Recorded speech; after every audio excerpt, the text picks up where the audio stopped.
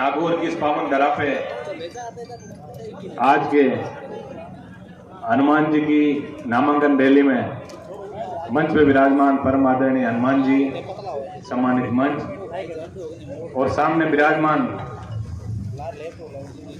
पिता कुली बुजुर्गजन, नौजवान साथियों, प्यारे बच्चों, सबसे पहले तो मैं आप सबका हृदय की गहराई से धन्यवाद ज्ञापित करता हूं कि आज जिस तादाद में आप हनुमान जी को आशीर्वाद देने आए, निश्चित रूप से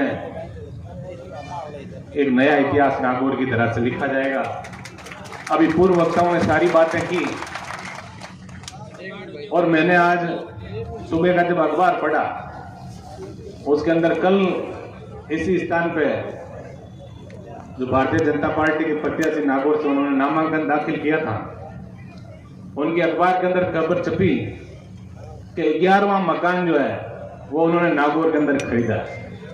तो मैं ऐसे नेताओं से आग्रह भी करूंगा कि समय रहते यदि आप सेवा करो तो मेरे हिसाब से तो मकान शायद 1-2 ही बहुत है, लेकिन क्या कमियां रही और 65 साल आपके परिवार ने राज किया, कभी किराए के कमरे का भी यहाँ काम नहीं पड़ा।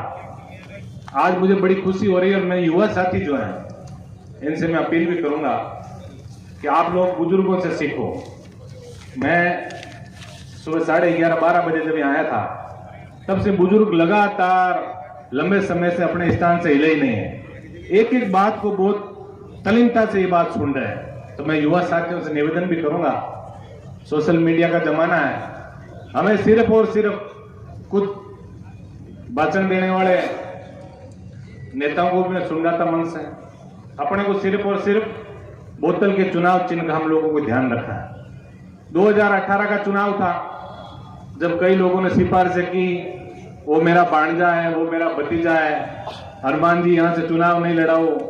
हनुमान जी ने कई लोगों की मदद कर दी, लेकिन मदद के बाद हमें क्या मदद मिली ये आप सबको पता है। तो हमें इस बार सिर्फ एक ही चीज का ध्यान रखना है कि राष्ट्रीय लोकतांत्रिक पार्टी और जो आजाद समाज पार्टी का जो गठबंधन हुआ है, हमारे उम्मीदवार कितनी जगह से विजय हो, क्योंकि इस बार सत्ता के अंदर हमारी भागीदारी सुनिश्चित होगी। मैं तो धन्यवाद दूंगा हनुमान जी को, और ये हम सबका परम सौभाग्य है कि देश की आजादी के 75 वर्ष बाद एक किसान के बेटे ने सोचा कि किसान कौम की, कमेरे कौम की और समाज के अंतिम छोर में बैठे व्यक्ति की सत्ता के अंदर भागीदारी होनी चाहिए। आज तक हमारे नेताओं ने कभी नहीं सोचा। मैं पिछली बार एक सामाजिक कार्यक्रम जरूर था जिसके अंदर ही हमारे कांग्रेस के 1-2 नेता बोले कि हमें तो 2 नंबर का पद मिल जाए तो भी हम संतुष्ट हैं।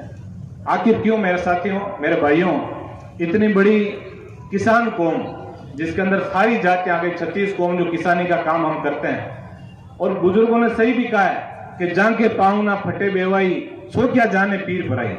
आज हनुमान जी की बात यदि हम करते हैं, इनकी संवेदनशीलता, तो एक किसान के बेटे हैं, किसान कौम में इन्होंने जन्म लिया है, तो किसान की सारी परेशानियां क्या होती है, क्या किसान के बारे में अच्छी नीतियां बननी चाहिए, उसको भली भांति जानते हैं। अब मैं देख रहा था अभी कल की जो नामांकन रैली थी, उसके बाद जो मीडिया के इंटरव्यू चले, हमारे जो भाई क्यूसर से प्रत्याशी हैं, हमारे ही बड़े भाई हैं, लेकिन जिस हिसाब से उनका जो इंटरव्यू मैंने पढ़ा और सुना कि साहब हमें सम्मान नहीं मिला इसलिए हम इनको छोड़ के चले गए। अरे भाई 2-2 बार सरपंच का चुनाव आप हार गए, आपको प्रधान जैसे बड़े पद पर हनुमान जी ने पहुंचा दिया। आज मैं तो आपसे भी इतना निवेदन कर सकता हूं और भी निवेदन मैं करूंगा तो भाई हनुमान जी बेनीवाल जैसे व्यक्ति को आपको छोड़ना नहीं है। इनको इतनी ताकत आप लोग दे नागौर से, राजस्थान के अंदर किसान कौम का झंडा बुलंद हो। नेता अक्सर क्या करते हैं, अपने परिवार का, आज विधानसभा के अंदर भी जब एमएलए हमारे साथ बैठते हैं लोबियों के अंदर, और जब पूछते हैं तो ये बताते हैं 2 बच्चे हैं साहब, एक अमेरिका पढ़ रहा है, एक लंदन पढ़ रहा है, इतनी फैक्ट्रियां हैं, 4 फैक्ट्रियों का और काम चल रहा है। ये वो नेता है हनुमान बेनीवाल जो रात और दिन आपके स्वाभिमान की बात करता है। इसलिए इनके भविष्य का सोच के और आपको पूरा पूरा आशीर्वाद इनको देना है। मैं धन्यवाद इस चीज का दूंगा, कभी हम जयपुर के अंदर पिछले 1-1.5 महीने से जो टिकटों के बांटने का कार्यक्रम चल रहा है, और ये परम सौभाग्य है किसान कौम के बच्चों का कि आज किसान के बेटे राजस्थान के अंदर सब लोगों को पूछ के और सबकी राय जान के और टिकट दे रहे हैं। आज आप मंच पे देखिए समाज के जो व्यक्ति बैठे हैं, उधर हमारे सत्यनारायण जी बिश्नोई बैठे हैं, मेघवाल समाज से आने वाले BL भाटी जी बैठे हैं, इधर हमारे बाबूलाल जी कुलदीप जो रेगर समाज से आते हैं सुजानगढ़ बैठे हैं। हम सबका परम सौभाग्य है कि ऐसा व्यक्ति जो हम सबको अंगुली पकड़ कर सत्ता के शिखर पर ले जाने की बात कर रहा है, ऐसे व्यक्ति के साथ हम सबको निश्चित रूप से चलना चाहिए। मैं मेरे युवा साथियों से अपील जरूर करूंगा कि हनुमान जी का बड़ा प्यार प्रेम आप सब लोगों का मिला, लेकिन चुनावी समय है। अभी मैंने देखा कि भारतीय जनता पार्टी के कुछ लोग वीडियो की कटिंग कर करके, एडिट कर करके और जाति और सांप्रदायिक दंगे फैलाने का काम कर रहे हैं। तो मेरे सोशल मीडिया के योद्धाओं से मैं निवेदन करूंगा कि आपको सही दिशा के अंदर हमें आगे बढ़ना है। हमें अपनी ऊर्जा को सही जगह पे और सही दिशा के अंदर हमें इस ऊर्जा को सकारात्मक तरीके से आगे बढ़ाना है। इस बार मेरे बड़े अनुभव रहे और मेरे युवा साथियों से मैं जरूर इस चीज को शेयर करूंगा, क्योंकि राजनीति के अंदर कई बार व्यक्ति जो है भाग्य में जब तक आपको विधायक या MP बनना नहीं लिखा, तब तक आप कितना ही प्रयास कर लो कुछ नहीं बन पाओगे। और उसका सबसे बड़ा उदाहरण मैं हूं। मैंने कभी सपने में नहीं सोचा कैसे एकदम MLA बन जाऊंगा, और लोगों का आशीर्वाद हुआ और MLA बन गया। इस बार टिकटों का जब कार्यक्रम चल रहा था तो मैं सबसे ज्यादा धन्यवाद हमारे सीताराम जी नाइक और सत्ताराम जी देवासी को दूंगा। मैं युवा साथियों से अपील जरूर करूंगा कि इनकी कार्य प्रणाली को आप लोग समझिए।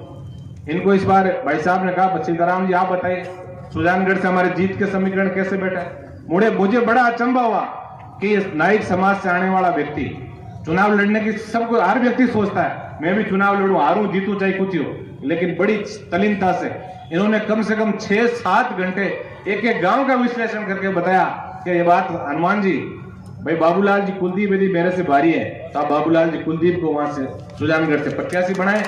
मेरे को जहां संगठन में आवश्यकता हो मैं संगठन में काम करूंगा, मेरी जहां आवश्यकता हो और आपको लगे कि सीट जीता हुआ है वह सीताराम नाइक को आप उम्मीदवार बनाओ। यही हालात हमारे सत्ताराम जी देवासी ने कही। तो मैं युवा साथियों से अपील करूंगा, कुछ लोगों के देखो टिकट भी कटते हैं, ये सही बात है। और मैंने मैनेजमेंट की पढ़ाई की है, इसमें एक ही चीज मैंने सीखी कि बॉस इज ऑलवेज राइट। हमारे बड़े परिवार पहले कैसे चलते थे, एक ही चौधरी साहब होता और वो चौधरी साहब आंगलियां करता नहीं, पूरा परिवार भी दिशा में जाता रहता। संगठन में यही चले, पार्टियां में यही चले, जब एक आदमी जब भी पार्टी की बॉस है, ये जको आदेश है वो आदेश आप सबने मानना चाहिए। आ चीज को मैं निवेदन युवा साथियों करूं, जगह भी हमारा भाई बंधु है, अपन एक ही चीज को प्रयास करना है कि किसान को बेटो रात और दिन जाग और प्रयास करियो है कि आप सबका स्वाभिमान को झंडो राजस्थान की सत्ता को मैंने क्या बुलंद हो, बहुत प्रयास करियो। ये बात आप सबने मिल और हनुमान बेनीवाल जी ने बहुत मजबूती देनी है। धन्यवाद, राम राम, जय हिंद।